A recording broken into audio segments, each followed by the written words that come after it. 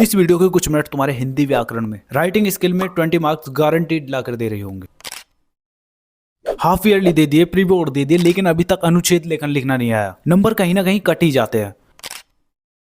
औपचारिक पत्र, अनौपचारिक पत्र, कौन सा तुम्हारे लिए सही रहेगा जिसे तुम आसानी से कर सकते हो? संवृत लेखन और ईमेल, इनमें से तुम्हें कौन सा करना चाहिए? और दोनों ही नहीं आते तो इस तरह से कर सकते हो। विज्ञापन लेखन और संदेश लेखन में तुम्हें चित्र बनाने जरूरी है, और चित्र भी ऐसे नहीं बना देना कि विज्ञापन लेखन में विमल का ऐड आ गया तो अक्षय कुमार और अजय देवगन और शाहरुख खान बना रहे हो जाके। तो वीडियो को लास्ट तक देखो, सब कुछ क्लियर हो जाएगा। Hi everyone, this is Mukul और आज की वीडियो में हम बात कर रहे होंगे हिंदी व्याकरण के सेक्शन बी वाले पोर्शन की, जिसमें तुम्हारे आएंगे अनुच्छेद लेखन, औपचारिक और अनौपचारिक पत्र, और तुम्हारा आएगा फिर संवृत लेखन, ईमेल, और लास्ट तुम्हारा बच जाता है संदेश और विज्ञापन। तो स्टार्टिंग हम करते हैं अनुच्छेद लेखन से। किस तरह से तुम्हें अपने एग्जाम में अनुच्छेद लेखन लिखना है जिससे कि तुम्हारे फुल मार्क्स आए। तो देखो यार, अनुच्छेद लेखन में होता क्या है। सबसे पहले है क्या, ये तुम्हारे मन में किसी भी चीज को देकर तरह तरह के थॉट आते हैं। अब किसी सब्जेक्ट से रिलेटेड तुम्हारे मन में कोई थॉट आता है ना, उसको लिमिटेड वर्ड में लिखना ही तुम्हारा अनुच्छेद लेखन कहलाता है। अब इसमें होगा क्या कि तुम्हें ऑलरेडी वैसे पता तो होगा, लेकिन मैं बता दूं, इस तरह से तुम्हें ये हेडिंग दे दिए जाएंगे, इनके बारे में तुम्हें अपने एग्जाम में लिखना है। अब तुम ही बताओ, तुम्हें ये हेडिंग दे रखी है, इनके बारे में तुम लिख नहीं सकते क्या? लिख सकते हो, लेकिन लिखते टाइम तुम्हें क्या क्या चीजें याद रखनी है, इन गलतियों को मत कर देना। तो सबसे पहला पॉइंट तुम्हारा ये है कि जो भी तुम्हें हेडिंग दी जाए ना, उससे रिलेटेड ही लिखना है तुम्हें। अब तुमसे कोरोना के बारे में पूछा गया है तो तुम ऐसा नहीं है कि कुछ भी लिख दिया, उसमें शुगर वुगर कुछ भी लिखे आए, तुम्हें उसमें कोरोना के बारे में ही लिखना है। इसके बाद जितना हो सके इजी वर्ड यूज करो, वर्ड यानी शब्दों को यूज करो, जिससे कि तुम्हारे टीचर जब कॉपी चेक करेगा ना तो उसे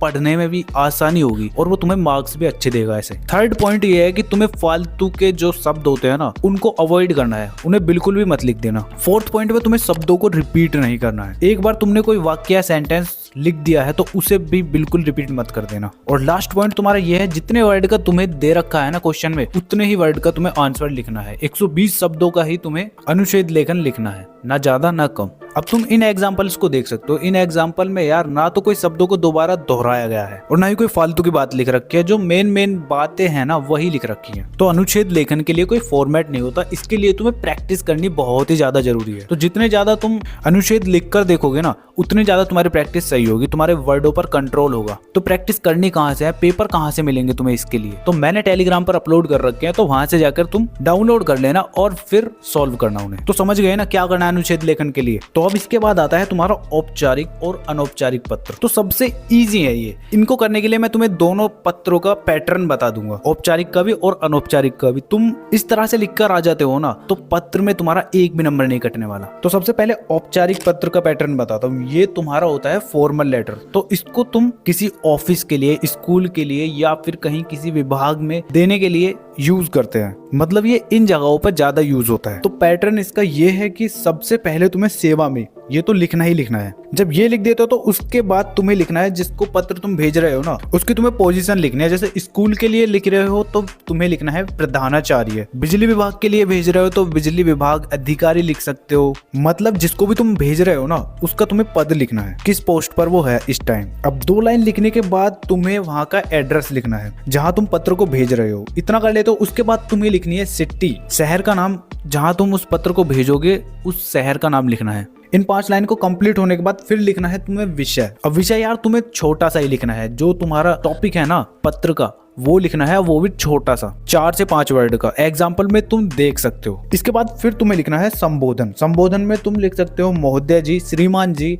इनमें से कुछ भी लिख सकते हो। इतना कर लेते हो तो ये तुम्हारा अपर बॉडी तैयार हो जाती है एक लेटर की। अब इसके बाद तुम्हें बीच की बॉडी को अपने हिसाब से लिख देना है बनाकर। वो कैसे आगे बताऊंगा। अब जब इतना हो जाता है तो अब आता है तुम्हारा लोअर पार्ट, जो कि तुम्हारे नीचे होने वाला है। धन्यवाद लिखोगे। उसके बाद तुम आपका या आपकी लिख सकते हो। फिर उसके बाद एक लाइन छोड़कर नाम लिख सकते हो, और नाम के बाद तुम्हें पता लिखना है। पता अपना फुल एड्रेस डालना है, जिसमें तुम्हारा पहली लाइन में मकान नंबर होगा, गली नंबर होगा, सेकेंड लाइन में तुम्हारा होगा मोहल्ला या फिर शहर का नाम। अब देखो तुम्हें ये बीच वाली बॉडी में क्या लिखना है। इसमें यार तुम्हें स्टार्टिंग की 1-2 लाइन लिखनी है कि तुमने उनको पत्र लिखा क्यों है, ठीक है, उसके बारे में बता देना है। और फिर लास्ट की 2-3 लाइन में तुम्हें लिख देना है उसका सॉल्यूशन, या कोई तुम्हारी प्रॉब्लम है उसका सॉल्यूशन, या फिर जिस काम के लिए तुमने उस लेटर को भेजा है ना, उसको करवाने के लिए तुम्हें उनसे रिक्वेस्ट करनी है। तो इस तरह से यार तुम्हारा औपचारिक पत्र कंप्लीट हो जाता है। तो ये पैटर्न पर तुम्हें लिखना है। अब बताता हूँ तुम्हारा दूसरा लेटर जो कि होने वाला है अनौपचारिक पत्र। तो ये पत्र यार तुम्हारे सगे संबंधियों के लिए होता है, जो तुम्हारे रिलेशन में होते हैं ना उनके लिए, या तो तुम्हारा कोई दोस्त होगा या फिर तुम्हारी बुआ, चाचा, मामा, मामी, कोई भी।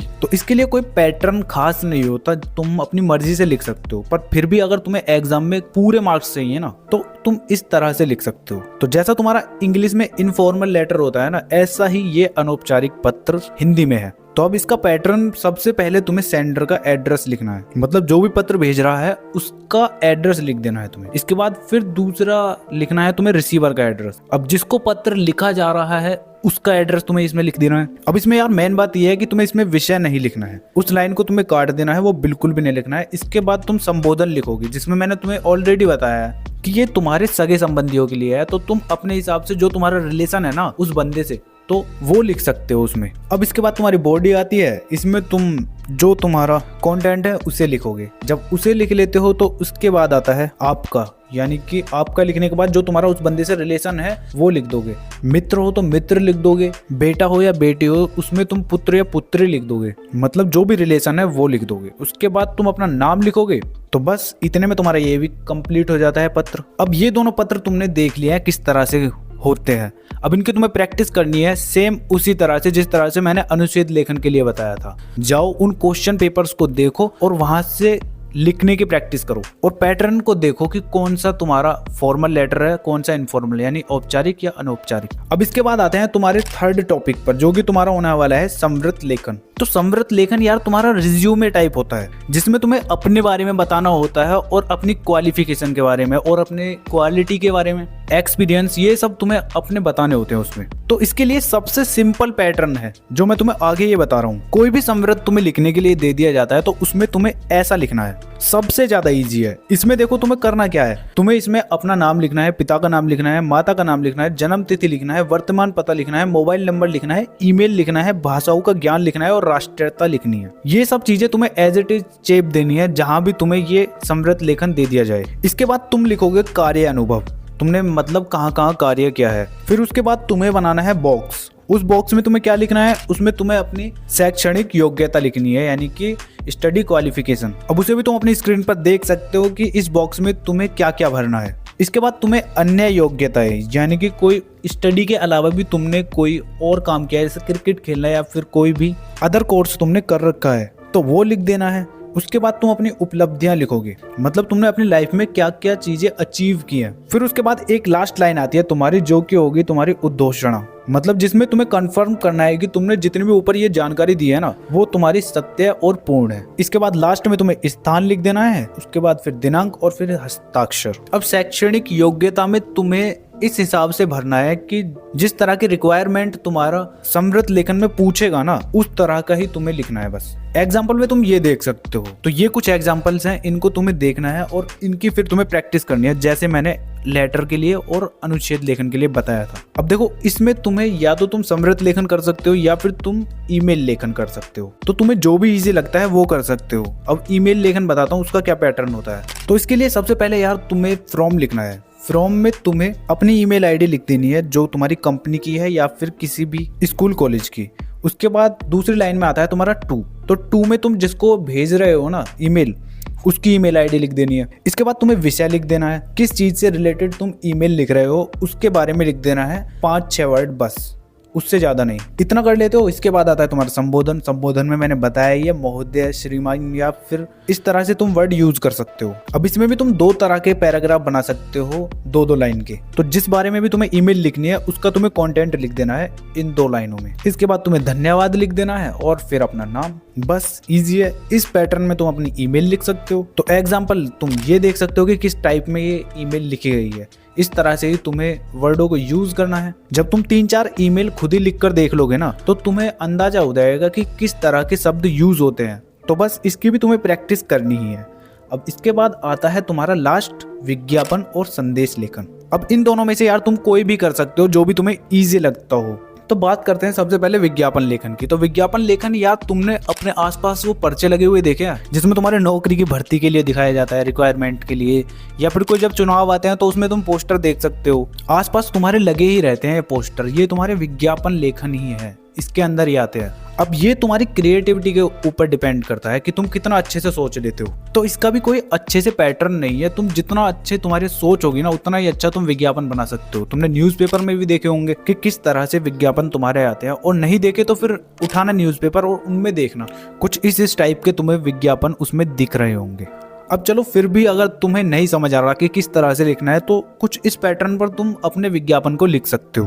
तो कोई भी विज्ञापन लिखते टाइम तुम्हें सबसे पहले अट्रैक्टिव वर्ड्स लिखने हैं, यानी कि आकर्षक शब्द, जिससे कि कोई भी तुम्हारे विज्ञापन को देखता है ना तो उसको पढ़ने के लिए जरूर रुकेगा। जैसे गाँव वाँव में कोई पहले टूर्नामेंट होते थे तो उन पर्चों पर लिखा रहता था खुशखबरी खुशखबरी, कुछ इस तरह से। तो तुम्हें भी कुछ इसी तरह से अट्रैक्टिव वर्ड लिखना है। इसके बाद तुम्हारी मेन हेडिंग आ जाती है जिसके ऊपर तुम्हें विज्ञापन लिखना है। उसके बाद तुम्हें उस विज्ञापन के गुण लिखने हैं या फिर उसकी कोई इन्फॉर्मेशन लिखनी है कि क्या क्या इस चीज में होने वाला है। जैसे तुमने किसी जॉब रिक्वायरमेंट के लिए विज्ञापन लिखा है तो उसमें तुम लिखोगे कि क्या क्या चीजें होनी चाहिए, हमारी जॉब करने से तुम्हें इतना वो होगा, ये होगा, इस तरीके के तुम्हें शब्द लिखने हैं। तो 3-4 लाइन तुम लिख सकते हो आराम से। अब इतना करने के बाद तुम्हें बना लेना है फिर चित्र। जिस चीज से रिलेटेड तुम्हारा विज्ञापन है उसका तुम्हें चित्र बना लेना है। जिस चीज से रिलेटेड तुम्हारा विज्ञापन है उसका तुम्हें चित्र बना लेना है, और फिर उसके नीचे तुम्हें अपना कॉन्टैक्ट नंबर या फिर डिटेल दे देनी है जिसमें तुम संपर्क करें लिख सकते हो। अब चित्र को तुम्हें पेंसिल से बनाना है, और बनाना कैसा है कि जो तुम्हारा विज्ञापन लेखन है ना जिस बारे में, उसी से रिलेटेड बनाना है, ना कि तुम्हें कोई फालतू की चीजें बना देनी है। जैसे विमल का ऐड कर रहे हो ना, तो विमल के ऐड में तुम्हें विमल का पर्चा बनाना है, जो भी वो सामने फ्रंट होता है उसका। उसमें तुम्हें अक्षय कुमार, अजय देवगन और शाहरुख खान की फोटो नहीं बना देनी, ठीक है। अट्रैक्टिव वर्ड तुम्हारा है बोलो जुबा केसरी। गुण भी तुम लिख सकते हो, ये मैं मजाक में कर रहा हूँ थोड़ा, चलो कोई नहीं, पर तुम्हें अच्छे से लिखना है। जो मैंने तुम्हें ये पैटर्न बताया ना इसमें करना है। अब इसके बाद तुम्हारा दूसरा ऑप्शन आता है जो कि तुम्हारा संदेश लेखन। तो ये तुम्हारा ईजी है, ये भी। इसे करने के लिए तुम्हें ये पैटर्न फॉलो करना है। जिसको तुम संदेश भेज रहे हो उसके लिए तुम्हें सबसे पहले दिनांक लिखनी है, किस डेट पर तुम संदेश को भेज रहे हो, और उसके बाद तुम्हें टाइम लिखना है। इतना लिख देते हो तो उसके बाद तुम्हारा आता है संबोधन। संबोधन में मैंने तुम्हें ऑलरेडी बताया हुआ है कि क्या वर्ड यूज करने हैं। संबोधन लिखने के बाद तुम्हें अपना मेन कंटेंट लिखना है संदेश का, जिस बारे में भी है, और फिर लास्ट में तुम्हें आ जाता है। तो कुछ इस टाइप में तुम अपने संदेश को लिख सकते हो, लेकिन इसमें भी तुम्हें चित्र बनाना है। तो मेरी मानो तो तुम विज्ञापन लेखन कर सकते हो, वो तुम्हें ज़्यादा इजी पड़ जाएगा। उसे तुम एकदम मज़ेदार तरीके से भी कर सकते हो। इजी ये भी है, इस तरह से भी कर सकते हो तुम। बस कंडीशन ये है कि तुम्हें पेपर से पहले 2 से 3 बार इनकी प्रैक्टिस करके जाने हैं। जितने भी मैंने तुम्हें अभी तक बताया ना, अनुच्छेद लेखन, औपचारिक अनौपचारिक पत्र, समृद्ध लेखन, ईमेल लेखन, विज्ञापन लेखन और तुम्हारा ये संदेश लेखन, इनकी तुम्हें प्रैक्टिस करके जानी है। और हाँ, अभी से डिसाइड कर लो कि तुम्हें करना क्या है। इन जो तुम्हारे 2-2 ऑप्शन वाले हैं ना, दोनों में से एक करना है तो एक ही करना। जैसे या तो ईमेल ही तैयार करके चले जाना, ईमेल की प्रैक्टिस करना, या फिर तुम समृद्ध लेखन तुम्हें इजी लगता है तो उसकी प्रैक्टिस करके जाना बस। ऐसे विज्ञापन और संदेश में। और हाँ, इन सभी में तुम्हें अपना नाम बिल्कुल भी नहीं लिखना है। अपने नाम की जगह तुम क्या गया लिख दोगे, बिकॉज बोर्ड एग्जाम में यार अपना नाम पता तुम बता नहीं सकते, यानी कि उसमें तुम क्या गया ही लिखोगे, और पता तुम कुछ भी लिख दो, कोई दिक्कत नहीं है। तो यार इस वीडियो में इतना ही था। अगर तुम पे अलंकार, पद परिचय, वाच्य और तुम्हारा रचना के आधार पर वाक्य भेद नहीं आते ना, तो कमेंट कर देना, मैं नेक्स्ट वीडियो बना दूंगा। बाकी यार ये वीडियो कैसा लगा अभी कमेंट करके बता दो, और इस वीडियो को अभी अपने स्कूल ग्रुप और ट्यूशन ग्रुप में शेयर कर दो अपने दोस्तों के साथ भी। तो ये 14 मिनट की वीडियो तुम्हारे 20 मार्क्स कंफर्म करा रही है, तो देख लो यार, थोड़ा शेयर वेयर भी कर दिया करो। बाकी का कोई प्रॉब्लम है तो ये वीडियो तुम्हें अपनी स्क्रीन पर शो हो रही होंगी, इन वीडियो को जाके देख लेना। तो चलो फिर मिलते हैं नेक्स्ट वीडियो में, तब तक के लिए कीप लर्निंग कीप स्टडिंग।